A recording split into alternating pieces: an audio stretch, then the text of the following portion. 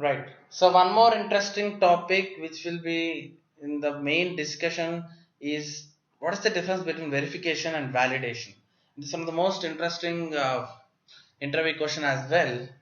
So there is a slight difference between the terms verification and validation from QA perspective. So verification in the sense we are just verifying the component and making sure that component is working as expected. That we say as verification.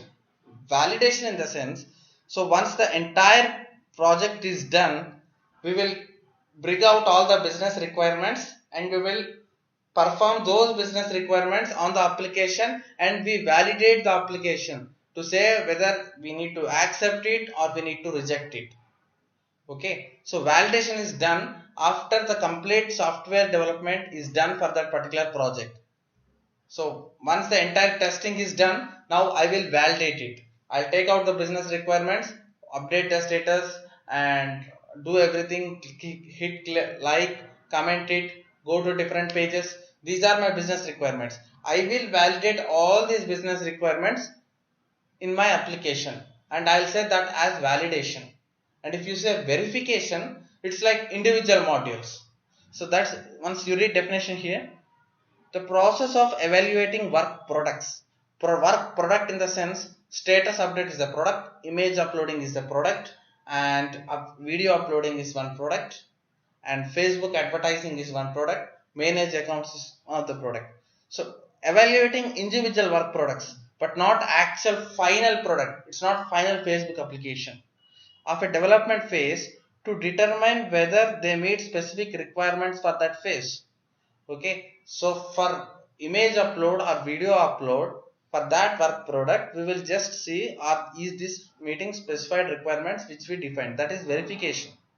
If you say validation, process of evaluating complete software, that means complete Facebook application during or at the end of the development process.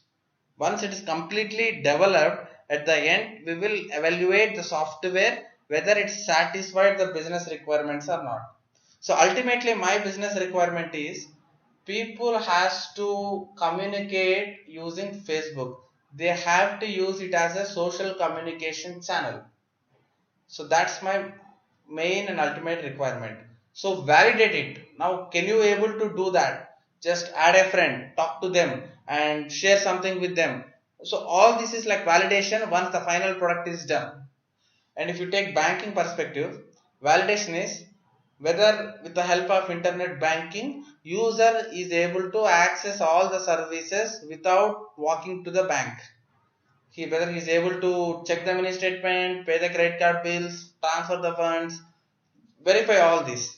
Validate as per business requirement. That is validation. Verification. If it is verification, that means check whether you are able to pay the credit card. That is the verification for that module. Okay, both are same, but there is a slight difference again. Because why I am teaching these specific topics, because these are the terms which always looks like same, but there is a difference. Okay, there's a lot of difference, but if someone says to you about that, it will look almost same but not the same, whether it may be smoke sanity or sanity regression, white box, black box, functional, non-functional. Definition will stand same, but there is a slight difference. Okay, that's about verification and validation. And finally UAT testing. UAT testing is done after QA testing. Once QA certify the project and say that this is the perfect and ready to go live, then universal accept testing. This UAT testing is performed by a client. So he will finally check the application before he accept it. Okay, QA told that project is fine and it will send to the client. But client will have a cross check before he accept that project. That kind of testing is UAT testing. Okay, it's done at the client place. So it's client environment, based on client setup. He will set up the project in his environment and he finally checks the application from his perspective based on the business requirements on which they agreed initially, and he will check and then decide whether he can accept that project or not. He'll not sit like months of ago. He'll just do a 2 3 days random check and he say it's done.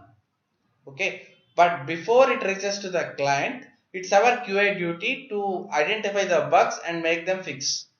Okay, so that UAT testing should happen smooth. That's our basic agenda. If there are bugs in UAT testing, that means fault with the QA, fault with the quality assurance team. That's our testing team. So we should be in a position to certify in such a way that there should be no bugs for UAT testing to catch. Okay, that's the basically done at client side with client environment, and we say it as UAT, right? Yeah.